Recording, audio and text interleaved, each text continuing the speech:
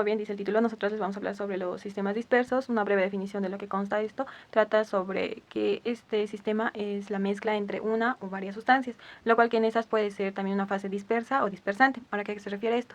La fase dispersa trata que sí o sí el soluto se va a encontrar en una menor cantidad, mientras la dispersante, el solvente, en cambio se va a encontrar en una mayor cantidad. Y pues bueno, yéndonos a lo que son los tipos del sistema disperso, podemos resaltar tres. Sí existen cinco, pero los más importantes de lo que fuimos viendo fueron tres, que son las soluciones, los coloides y las suspensiones. En las soluciones, de eso podemos hablar de que son plenamente homogéneas, que no va a haber un distintivo de fases a simple vista, se van a sedimentar. Un ejemplo claro de esto llega a ser lo que es la combinación y la mezcla de agua con azúcar, o también puede ser el agua con sal, que en sí a simple vista se ve bien mezclado, heterogéneo. Al momento que hacemos la mezcla, esas partículas se van a empezar como que a destruir y a adquirirse a la mezcla.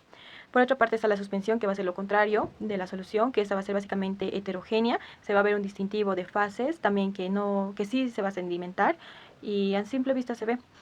Un ejemplo puede ser el agua con la arena, o si no, el agua con aceite.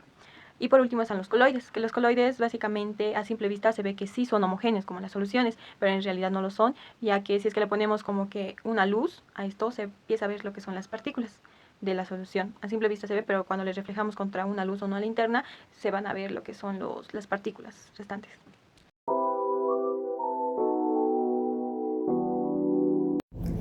Vamos a hablar sobre factores que determinan el tipo de sistema. En este caso, hay tres principales que lo vimos en clase. Uno es el tamaño de partícula, y también está lo que es la solubilidad, y otro que tomé bien en cuenta es la química entre las fases. ¿Ya? En cuestión del tamaño de partícula, esta se va a encargar de determinar el tamaño o medir el tamaño de las partículas.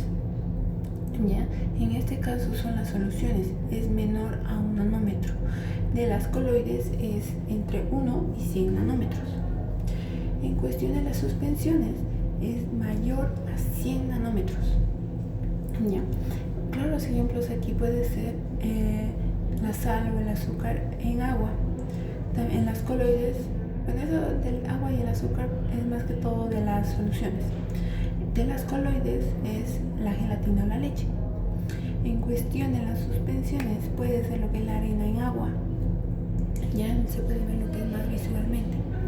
En cuestión de la solubilidad, esta se va a encargar de determinar si el componente se disuelve o no.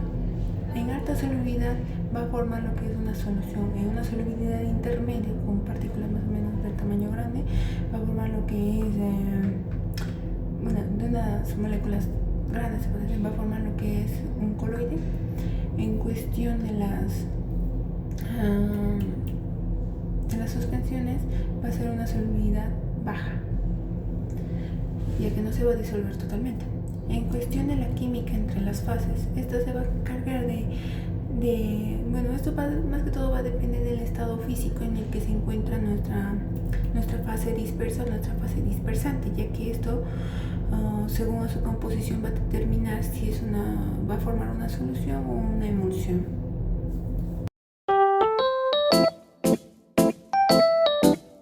Las emulsiones, ¿qué son? Es una mezcla heterogénea de dos sustancias que no se pueden mezclar, que es el agua y el aceite, pero estas se pueden mantener unidas por una emulsión. Los componentes de emulsión tienen dos fases, la dispersa y continua. En la dispersa es que el líquido del aceite entra en forma de gotitas dentro del otro, y la fase continua es cuando el agua rodea las gotitas del aceite. Y las emulsiones es la que esta ayuda a mantener unidas a estas dos mezclas. Y hay dos tipos, que es el aceite con agua y el agua en aceite. Que en el aceite con agua es que el aceite es la fase dispersa y el agua es la fase continua. Y en el agua con aceite es lo contrario. Y bien, molecularmente la emulsión tiene dos partes, que es la hidrofílica y hidrofóbica. La hidrofílica es atraída por el agua y la hidrofóbica atraída por el aceite. Sus aplicaciones es en alimentos, que es la mayonesa, la leche o helados, Y en farmacia son emulsiones para fármacos, luego están en cosméticos que son cremas o lociones, y en la industria es que las pinturas.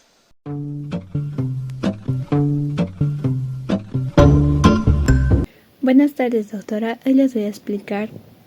En este caso nos basamos en preguntas de cuáles son las principales características del solvente para formar parte de lo que es el sistema disperso.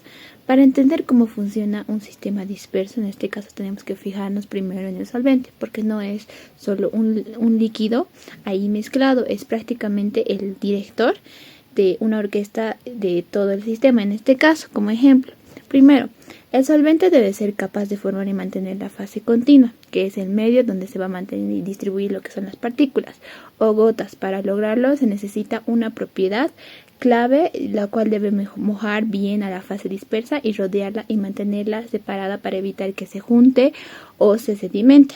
Como segundo, la naturaleza química o polaridad del solvente define qué tipo de sistema disperso vamos a obtener. Si el solvente no puede disolverse en la fase dispersa, tendremos un sistema heterogéneo, como una suspensión o una emulsión. Ejemplo, agua y aceite en una mayonesa. Si el solvente se disuelve completamente, el soluto lo obtenemos en una solución homogénea. Como tercero, el solvente funciona como un vehículo para los estabilizadores o emulsionantes. Esos agentes, como la lecitina en la mayonesa o las gomas naturales, se disuelven en el solvente y trabajan en la interfase, evitando que las gotas o partículas se unan y se separen. Y cuarto, deben tener una compatibilidad entre el solvente y la fase dispersa. Aunque no se mezclan, deben permitir que el emulsionante pueda actuar entre ambas fases. Por ejemplo, un Sprite, el líquido y el gas. Estas se mantienen juntos gracias a un agente dispersante que puede interactuar entre ambos. Gracias.